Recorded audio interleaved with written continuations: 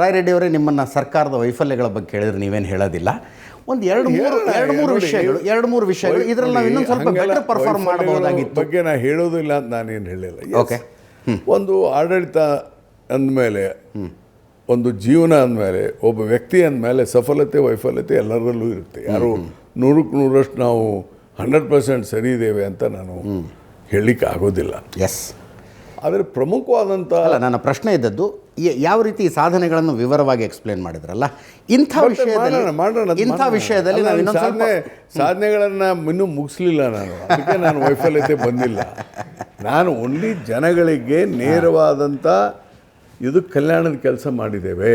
This is one of the ಯಾಕೆ ಹೇಳ್ತೀನಿ ಇದಂದರೆ, ಭಾಳ ಜನ ಗ್ಯಾರಂಟಿ ಸ್ಕೀಮ್ಗಳನ್ನು ಟೀಕೆ ಮಾಡೋದನ್ನು ನಾನು ನೋಡಿದ್ದೇನೆ. ಅದಿರಲಿ, ಅದು ವಿರೋಧ ಪಕ್ಷಗಳಿರ್ಬೋದು, ವಿರೋಧ ಪಕ್ಷಗಳು ಸತತವಾಗಿ ಮಾಡ್ತವೆ. ಟೀಕೆನೂ ಮಾಡಿದರು. ಸ್ವತಃ ಪ್ರಧಾನಮಂತ್ರಿ ನರೇಂದ್ರ ಮೋದಿ ಅವರೇ ಟೀಕೆ ಮಾಡಿದರು ಇದನ್ನು. ಈಗ ಅವರೇ ಅನಿವಾರ್ಯವಾಗಿ BJP ಎಲ್ಲ ಕಡೆ ಈ ಸ್ಕೀಮ್ಗಳನ್ನು ಕಾಪಿ ಮಾಡಿದರು. ಮಾಡಿದ್ದು ನಾನು ವೆಲ್ಕಮ್ ಮಾಡ್ತೇನೆ. ಯಾಕಂದರೆ ಬಡವರಿಗೆ ಕೊಟ್ಟಿದ್ದಾರೆ, ತೀರ್ಮಾನ ಮಾಡಿದ್ದಾರೆ, ಓಟಿನ ಸಲುವಾಗಿ ಮಾಡಿದಾರೋ ಇದ್ರ ಸಲುವಾಗಿ ಮಾಡಿದಾರೋ ಮಾಡ್ಕೊಳ್ಳಿ, ಆದರೆ ಜನಕ್ಕೆ ಒಳ್ಳೆಯದಾಗ್ತಾ ಇದೆ, ವಿ ವೆಲ್ಕಮ್ ದ್ಯಾಟ್. ಬಟ್ ಟೀಕೆ ಮಾಡುವಂಥ ಸಂದರ್ಭದಲ್ಲಿ ಯೋಚನೆ ಮಾಡಿ ಮಾಡಬೇಕಾಗಿತ್ತು ಪ್ರಧಾನಮಂತ್ರಿ ಅಂತವ್ರು. ಉಳಿಕೆದವ್ರು ಮಾಡ್ಕೊಳ್ಳಿ, ಪಾರ್ಟಿಯವ್ರು, BJP ಪಾರ್ಟಿಯವ್ರು ಇರ್ಬೋದು, JDS ಯಾರೋ ತಮ್ಮ ಇದಕ್ಕೆ ಮಾತನಾಡ್ತಾರೆ. ಪ್ರಧಾನಮಂತ್ರಿ ಮಾತಾಡುವಂಥ ಮಾತು ಇದಲ್ಲ.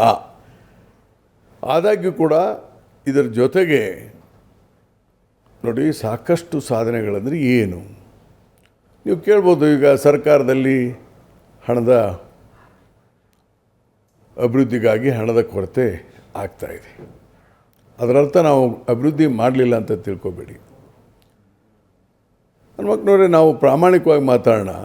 ಸಿದ್ದರಾಮಯ್ಯ ಅವರು ಈ 3 ಬಜೆಟನ್ನು ಈ ಸಾರಿ ಇದು ಮುಗಿಸಿದ 4ನೇ ಬಜೆಟು. ನಾನೇ 4 ಬಜೆಟ್ಗಳನ್ನು ತಯಾರು ಮಾಡುವಲ್ಲಿ I am the part of it. ಸಿದ್ದರಾಮಯ್ಯನವರು ಆರ್ಥಿಕ ಮಂತ್ರಿಗಳು, ನಾನು ಅಡ್ವೈಸರ್ ಅಂದಮೇಲೆ definitely I am a part of it. Yes, ನಾವು ಮಾಡಿದಂಥ ಇದಕ್ಕೆ ಅವ್ರು ಸಿಗ್ನೇಚರ್ ಹಾಕ್ತಾರೆ ಅಷ್ಟೇ. ಕರೆಕ್ಟೋ ಇಲ್ಲೋ, ಇನ್ನು ತೆಗಿರಿ, ಇದನ್ನು ಹಾಕಿರಿ ಅಂತ ಹೇಳ್ತಾರೆ. ಬಟ್ ಪ್ರಿಪೇರ್ ಮಾಡೋರು ನಾವೇ ಅಲ್ಲ, ನಾವು ಆಫೀಸರ್ಸ್. ಯೋಚನೆ ಮಾಡಿ, ಕರ್ನಾಟಕದಲ್ಲಿ ನಾನು 23-24ನೇ ಸಾಲಿನಲ್ಲಿ ಬಸವರಾಜ ಬೊಮ್ಮಾಯಿಯವರು ಮುಖ್ಯಮಂತ್ರಿಗಳಾಗಿ, ಹಣಕಾಸಿನ ಮಂತ್ರಿಗಳಾಗಿ ಬಜೆಟ್ ಕೊಟ್ಬಿಟ್ಟಿದ್ರು. ಅಂದರೆ ಏನೇನು ಮಾಡ್ತೀವಿ ಅಂತ ಹೇಳಿ ಹೊರಟೋಗ್ಬಿಟ್ಟಿದ್ರು ಅವ್ರು ಫೆಬ್ರವರಿಯಲ್ಲಿ. ಅದನ್ನು ನಾವು ಬಂದ ತಕ್ಷಣ ಜುಲೈನಲ್ಲಿ ಹೊಸ ಕೆಲಸಗಳನ್ನು ಬದಲಾವಣೆ ಮಾಡಿರ್ಬೋದು, ಆದರೆ ಹಳೆ ಕೆಲಸಗಳನ್ನು ಬದಲಾವಣೆ ಮಾಡಲಿಕ್ಕೆ ಬರೋಲ್ಲ. ಉಸ್ಪಿಲ್ಲೋ ಅವ್ರು ಮಾಡಲೇಬೇಕು. ಕರೆಕ್ಟ್. ಆದರೆ ಆ ಸಂದರ್ಭದಲ್ಲಿ ನಾವು ಗಮನಿಸಬೇಕು, ಬಸವರಾಜ ಬೊಮ್ಮಾಯಿಯವರು ಒಬ್ಬ ನುರಿತ ರಾಜಕಾರಣಿ. ಅಂದರೆ ವಿಷಯಗಳು ಗೊತ್ತಿದೆ ಅವ್ರಿಗೆ, ಬೇರೆಯವ್ರ ಥರ ಹಗುರವಾಗಿ ಇದಂತೆಲ್ಲ ಅಭ್ಯಾಸ ಮಾಡಿದ್ದಾರೆ. ಆದರೆ ಏನಾಯಿತು, ಅವ್ರದ್ದು ಸುಮಾರು 2,47,000 ಕೋಟಿ ರೂಪಾಯಿಗಳನ್ನು ಕಾಮಗಾರಿ ಮಂಜೂರು ಮಾಡಿಬಿಟ್ರು ಎಲೆಕ್ಷನ್ ಇಯರ್ ಅಂತ. ಅದಕ್ಕೆ ಬರೀ 42,000 ಕೋಟಿ ಹಣ ಇಟ್ಟರು ಬಜೆಟಲ್ಲಿ. ಮುಂದೆ ನಾವು ಅಧಿಕಾರಕ್ಕೆ ಬರ್ತೇವೆ, ಕೊಡ್ತೇವೆ ಅಂತೇಳಿ. ಅದೇನಾಯ್ತಲ್ಲ, ಆ ಬರೀ 42,000 ಕೋಟಿ ಇಟ್ಟು 2,47,000 ಕೋರ್ಸ್ ಬಿಟ್ಟು ಹೋಗಿಬಿಟ್ರಲ್ಲ, ಅದ್ರ ಪೇಮೆಂಟ್ ನಾವು ಮಾಡ್ತಾಯಿದ್ದೀವಿ. ಈಗ ಹಳೆ ಕೆಲಸಗಳ ಪೇಮೆಂಟು ನಮ್ಮ ಸರ್ಕಾರ ಮಾಡ್ತಾಯಿದ್ದೀವಿ. ಅದನ್ನೇ ನಾವು ಫಸ್ಟ್ ಇಯರ್ ಒಂದು ಸಂಪೂರ್ಣವಾಗಿ ಮುಖ್ಯಮಂತ್ರಿಗಳು ಬಜೆಟ್ ಸ್ಪೀಚಲ್ಲಿ ಹೇಳಿದರು, ನೀವು ಈ ಥರ ಹಣ ಕೊಡದೇ ಹಿಂಗೆಲ್ಲ ಮಾಡಿ ಹೋಗಿಬಿಟ್ಟಿದ್ರಿ, ನಮ್ಮ ಮೇಲೆ ಭಾರ ಹೇರಿ ಹೋಗಿದ್ರಿ, ಇದನ್ನೆಲ್ಲ ಪೇಮೆಂಟ್ ಮಾಡ್ಬೇಕಾದ್ರೆ ನಮಗೆ 4-5 ವರ್ಷನೇ ಬೇಕಾಗ್ಬೋದು ಅಂತ ಅವತ್ತೇ ಹೇಳಿದರು. ಬಸವರಾಜರಾಯರು, ಇದು ತುಂಬ ಡ್ರ್ಯಾಗ್ ಹಾಕ್ಕೊಂಡು ಹೋಗ್ಬಿಡುತ್ತಿದ್ದು. ನಾವು ಅಂಥ ಸಾಧನೆಗಳ ಬಗ್ಗೆ ಮಾತಾಡಿದ್ರೆ ನೀವು 1.5 ತಾಸು ಸಾಧನೆಗಳ ಬಗ್ಗೆನೇ ಮಾತಾಡ್ಬಿಡ್ತೀರಿ. ಮಧ್ಯೆ ಪ್ರಶ್ನೆಗಳನ್ನು ತಗೊಳ್ಳೋಣ. 2018ರಲ್ಲಿ ಸಿದ್ದರಾಮಯ್ಯನವರು ಅಧಿಕಾರದಿಂದ ಕೆಳಗಿಳಿದ್ರಲ್ಲ, ಆವಾಗ ಮುಂದಿನ ಸರ್ಕಾರದ ಮೇಲೆ ಏನು ಭಾರ ಬಿಟ್ಟು ಹೋಗಿರಲಿಲ್ವಾ ಅಂತ? ಅಲ್ಲ, ಇಲ್ಲ ಆವಾಗ ಆರ್ಥಿಕ ಶಿಸ್ತು ಭಾಳ ಇತ್ತು. ಈಗಲೂ ಆರ್ಥಿಕ ಶಿಸ್ತಿದೆ. ನಮಗೆ ಎಷ್ಟು ಪ್ರಮಾಣದಲ್ಲಿ ಹಣ ಬೇಕಾಗ್ತದೆ ಅದು ಸಾಕಾಗ್ತಾ ಇಲ್ಲ ಅನ್ನೋದಕ್ಕೆ ನಾನು ಹಿಂದಿನ ಸರ್ಕಾರ ಸಹಜ. ಈಗ ನಾವು BJP ಅವರು ಬಂದು ಕೂತ್ಕೊಂಡಾಗಲೆಲ್ಲ ಕೇಳ್ತೀವಿ, ಕ್ರೂಡ್ ಆಯಿಲ್ ರೇಟ್ ಕಡಿಮೆ ಆಗಿತ್ತಪ್ಪ, ಪೆಟ್ರೋಲು ಡೀಸೆಲ್ ರೇಟ್ ಯಾಕೆ ಇಳಿಸ್ಲಿಲ್ಲ ನೀವು ಅಂತ. ಅವ್ರು ಹೇಳೋದೇನು, ಮನಮೋಹನ್ ಸಿಂಗ್ನವರು ಪೆಟ್ರೋಲ್ ಬಾಂಡು ಆಯಿಲ್ ಬಾಂಡ್ ಮಾಡಿಟ್ಟು ನಮ್ಮ ಮೇಲೆ ಭಾರ ಹೊರಸು ಹೋಗ್ಬಿಟ್ಟಿದ್ರು, 2,40,000 ಕೋಟಿ ನಾವು ತೀರಿಸ್ಬೇಕಾಗ್ಬಂತು ಅಂತಾರೆ. ಸುಮ್ಮನೆ ಅಲ್ಲಲ್ಲ, ಒಂದೊಂದು ಈ ಹಿಂದಿನ ಸರ್ಕಾರದ ಭಾರವನ್ನು ಈ ಸರ್ಕಾರ ಹೊತ್ಕೊಂತು, ಅದರಿಂದಾಗಿ ನಮಗೇನೋ ಸಮಸ್ಯೆ ಆಯಿತು. ಅದು ಸಮಸ್ಯೆ ಯಾಕೆ ಎರಡು ಕಡೆ ಕೇಳಿಸ್ಕೊಂಡಿದ್ದೀವಿ ನಾವು, BJP ಅವರಿಂದನೂ ಕೇಳಿಸ್ಕೊಂಡಿದ್ದೀವಿ, ಕಾಂಗ್ರೆಸ್ ಅವರಿಂದನೂ ಕೇಳಿಸ್ಕೊಂಡಿದ್ದೀವಿ. ಒಂದು ನಿಮಿಷ ಸುಮ್ಮನೆ ಇಲ್ಲ ನೋಡಿ, BJP ಅವ್ರ ಥರ ನಾನು ಮಾತಾಡಲಿಕ್ಕಾಗಲ್ಲ. We should have a oil ಬಾಂಡ್ಗೂ ಇವ್ರದಕ್ಕೂ ಸಂಬಂಧವೇ ಇಲ್ಲ. ಇದನ್ನು ಆಯಿಲ್ ಬಾಂಡ್ ಹೊಸದಾಗಿ ಮಾಡಿಲ್ಲ, ಅದ್ರ ಬಗ್ಗೆ ಅದು ಚರ್ಚೆ ಬೇರೆ ಮಾಡೋಣ ಬೇಕಾರೆ. ಅದು ಆಯಿಲ್ ಪ್ರೈಸ್ ಬಗ್ಗೆ ಮಾತಾಡೋದ್ರೆ ನಾನು ಮಾತಾಡ್ತೇನೆ, ಅವೆಲ್ಲ ಟೈಮ್ ಇಲ್ಲ. ಈಗ ನೀವು ಲಿಮಿಟೇಷನ್ಸ್ ಹೇಳ್ತೀರಿ. ಯಾಕೆ ಈ ಮಾತನ್ನು ಹೇಳಿದೆ ಅಂದರೆ, ಕೆಲವು ಧ್ವನಿಗಳು ಈ ಥರ ಬರಲಿಕ್ಕೆ ಕಾರಣ ಬಿಕಾಸ್ ವರ್ಕ್ನಾಗೆ ನಾವು ಪೇಮೆಂಟ್ ಮಾಡಲೇಬೇಕಂತ ಪ್ರಸಂಗ 2 ವರ್ಷ ಹೋಯಿತು ಅಂತ ನಾನು ಹೇಳೋದಕ್ಕೆ ಅಷ್ಟೇ ಹೇಳಿದೆ. ಅದನ್ನು ಈ ಸಿದ್ದರಾಮಯ್ಯ ಬಜೆಟನ್ನು ನೀವು ಯೋಚನೆ ಮಾಡಬೇಕು. 24, 25, 25, 26, 26, 27 ಅಂದರೆ ಈಗ 26, 27 ಬಜೆಟ್ ಕೊಟ್ಟಿದ್ದೇವೆ. ಈಗ ಬಿಟ್ಬಿಡಿ, ಫಸ್ಟ್ ಇಯರ್ ನಾನು ಅಷ್ಟೇ ಬಿಟ್ಬಿಟ್ಟೆ. 24, 25 ನಮ್ಮ budget size was 3,71,000 crores budget size.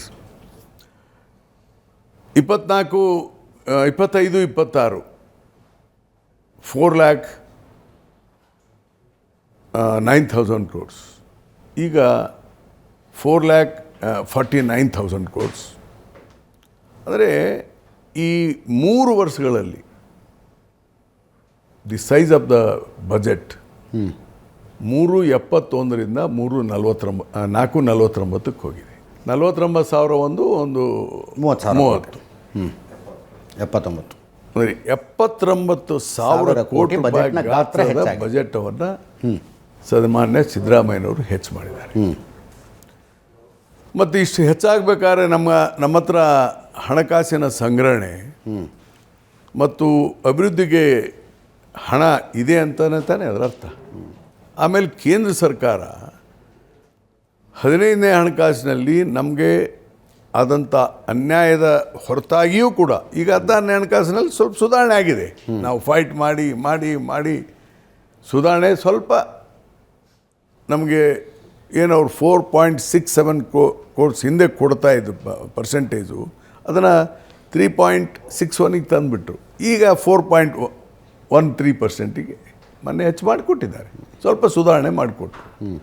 ಅಲ್ಲಿ ನಮಗೆ ಪ್ರತಿ ವರ್ಷ 20ರಿಂದ 25,000 ಕೋಟಿ ನಮ್ಗೆ ಹೊಡ್ತಾ ಬಿತ್ತು 6 ವರ್ಷ. ಈ ಮಾತನ್ನು ಫಸ್ಟ್ ನಾನು ಹೇಳಿದಂಥವನು ಬಸವರಾಜ ಬೊಮ್ಮಾಯಿ. ಯಡಿಯೂರಪ್ಪ ಚೀಫ್ ಮಿನಿಸ್ಟರ್ ಇದ್ದರು. ಇದು ನಿಮ್ಗೆ ಗೊತ್ತು, ನಾನು ವಿವರಕ್ಕೆ ಹೋದರೆ ಇದು ಭಾಳ ಆಗುತ್ತೆ. ಹೊಡ್ತಾ ಬಿತ್ತು ನಮಗೆ. ನೀವು ಇದರ ಬಗ್ಗೆ ಯೋಚನೆ ಮಾಡಿರಿ ಅಂತ ಹೇಳಿದ್ರೆ ಯಡಿಯೂರಪ್ಪನವ್ರು ಅದ್ರ ಬಗ್ಗೆ ಚಿಂತನೆ ಮಾಡಲಿ. ಬಸವರಾಜ ಬೊಮ್ಮಾಯಿ ಇವರ ಎಜುಕೇಟೆಡ್ ಮ್ಯಾನ್, ನಿಮ್ಗೆ ಬರ್ತಿದ್ರೆ ಇದನ್ನು ಮಾಡಲಿ ಅಂದರೆ ಅವ್ರಿಗೆ ಹೇಳೋ ಧೈರ್ಯನೇ ಬರಲಿಲ್ಲ ಯಾರಿಗೂ ಕೇಂದ್ರಕ್ಕೆ ಹೋಗಿ. ಹೀಗಾಗಿ ನಮ್ಗೆ ಹೊಡ್ತಾ ಬಿದ್ದು ಈ ವರ್ಷ ನಮಗೆ ಒಂದು 9,000 ಕೋಟಿ ಜಾಸ್ತಿ ಬಂತು ಈ 16ನೇ ಹಣಕಾಸಿನ ಆಯೋಗದಿಂದ. ನಮಗೊಂದು ಪ್ರತಿ ವರ್ಷ ಒಂದು 20-25,000 ಕೋಟಿ ಇಲ್ಲಿನೂ ಕಡಿಮೆ ಬಂದಿದ್ದರಿಂದ ಅನ್ನೋದಕ್ಕೆ ನಾನು ಮೊದಲೇ ಯಾಕೆ ನಮಗೆ 2-3 ವರ್ಷ ನಮಗೆ ಅಭಿವೃದ್ಧಿಗೆ ಹಣ ಕಡಿಮೆ ಆಗ್ತದೆ ಅದು ಮಾತಾಡ್ತಾ ಇದ್ರಲ್ಲ ಅನ್ನೋದಕ್ಕೆ ಇವೆಲ್ಲ ಕಾರಣಗಳನ್ನು ಬ್ರಾಡರ್ ಆಗಿ ರಾಜ್ಯದ ಜನರಿಗೆ ಬ್ರಾಡರ್ ಆಗಿ ಅಲ್ಲ, ಒಂದು ನಿಮಿಷ, 4,49,000 ಕೋಟಿಯ ಟೋಟಲ್ ಬಜೆಟು. ಅದರಲ್ಲಿ ಕಂಪಲ್ಸರಿ ಎಕ್ಸ್ಪೆಂಡಿಚರ್ಗಳು ಎಷ್ಟಾಗ್ತವೆ? ಸಂಬಳ, ಕಮಿಟೆಡ್ ಎಕ್ಸ್ಪೆಂಡಿಚರು ಖಂಡಿತವಾಗಿ 1,28,000 ಕೋಟಿ ಹೋಗುತ್ತೆ. ನಿಮ್ಮ ನೌಕರಸ್ಥರಿಗೆ ಸಂಬಳ ಮತ್ತು ಪೆನ್ಷನ್ನೇ ನಿಮಗೆ 40,000 ಕೋಟಿ ಹೋಗುತ್ತೆ ನೌಕರಸ್ಥರಿಗೆ. 1 ಲಕ್ಷ ಟೋಟಲ್ ಆಗೋದು ಕಮಿಟೆಡ್ 90,000 ಇದಕ್ಕೆ ಹೋಗುತ್ತೆ ಸಂಬಳಕ್ಕೆ. 1,30,000 ಕೋಟಿ ಹೋಯಿತು. 128. ಅದರಲ್ಲಿ ಏನಾಯಿತು, ನಮ್ಮ ಸರ್ಕಾರ ಸಿದ್ದರಾಮಯ್ಯನವರು ಅಧಿಕಾರಕ್ಕೆ ಬಂದ ಮೇಲೆ 7ನೇ ವೇತನ ಆಯೋಗದ ಶಿಫಾರಸಿನಂತೆ 27.5% ಏರಿಸ್ಬಿಟ್ರು ಬೇಸಿಕ್ ಇದಕ್ಕೆ. ಒಬ್ಬ ಕ್ಲಾಸ್ 4 ದರ್ಜೆ ಈ ಅಟೆಂಡರ್ಸು ಸಿಪಾಯಿಗಳು ಇವರೇನಿದ್ದಾರೆ ಅವರಿಗೆ ಒಂದು 10,000 ಜಂಪ್ ಆಯಿತು.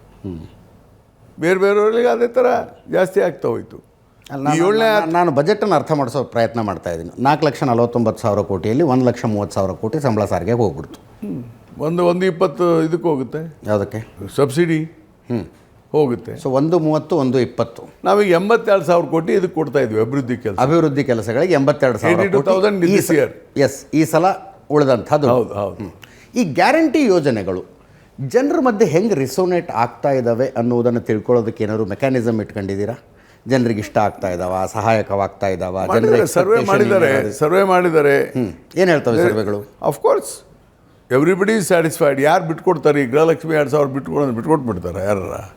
ನೋಡಿ, ಗ್ಯಾರಂಟಿ ಸ್ಕೀಮನ್ನು ರೋಲ್ ಬ್ಯಾಕ್ ಮಾಡಲಿಕ್ಕೆ ಯಾವ ಸರ್ಕಾರಕ್ಕೂ ಸಾಧ್ಯವೇ ಇಲ್ಲ.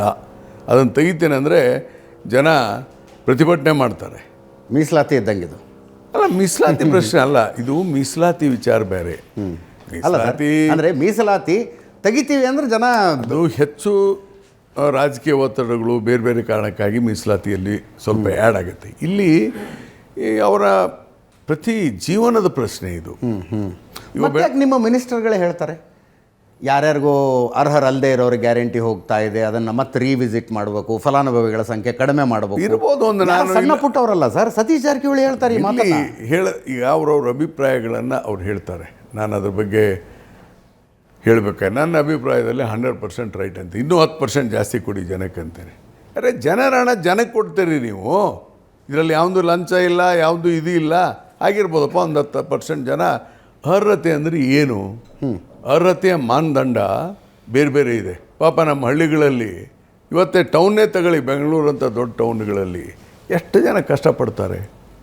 ಎಷ್ಟರ ಮಟ್ಟಿಗೆ ಊಟಕ್ಕೆ, ಸಾರಿಗೆಗೆ, ಬೇರೆ ಬೇರೆ ಇದಕ್ಕೆ ಎಷ್ಟು ತೊಂದರೆ ಇದೆ. ಈಗೇನೋ ನಾವೇ ಕಂಫರ್ಟ್ ಇದ್ವಿ, ನಮಗೇನೋ ಒಂದು ಕಾರ್ ಇದೆ, ಮನೆ ಇದೆ, ಊಟ ಇದೆ, ತಿಂಡಿ ಇದೆ, ಬೇಸರ ಆದ್ರೆ ಹೋಟ್ಲಿಗೆ ಹೋಗಿ ತಿಂದು ಬರ್ತೇವೆ. ಎಷ್ಟು ಜನಕ್ಕೆ ಈ ಥರ ಇದೆ? ಅವ್ರಿಗೇನು ಒಂದು 2,000 ಕೊಟ್ಟರೆ ಏನೂ ಹೋಗೋದಿದೆ. ಏನಪ್ಪ ಅದರಲ್ಲಿ ಸೋರಿಕೆ ಆಗ್ತದೆ, ಭ್ರಷ್ಟಾಚಾರ ಆಗ್ತದೆ ಅಂದರೆ ಐ ಡೂ ಅಗ್ರಿ. ಜನರ ಹಣ ಹಾಳಾಗುತ್ತೆ. ಇದರಲ್ಲಿ ಯಾವುದು ಜೀರೋ ಭ್ರಷ್ಟಾಚಾರ. ಅದಕ್ಕೆ ನನ್ನ ಪ್ರಕಾರ ಒಬ್ಬ ಆರ್ಥಿಕ ಸಲಹೆಗಾರನಾಗಿ ಇದನ್ನು ಕಟ್ ಮಾಡಬಾರ್ದು. ಕಡೆಯಾಗಿ ಕೂಡ ಸಂತೋಷದಿಂದ ಜನ ಇರಲಿ ಅಂತ ನನ್ನ ಅಭಿಪ್ರಾಯ.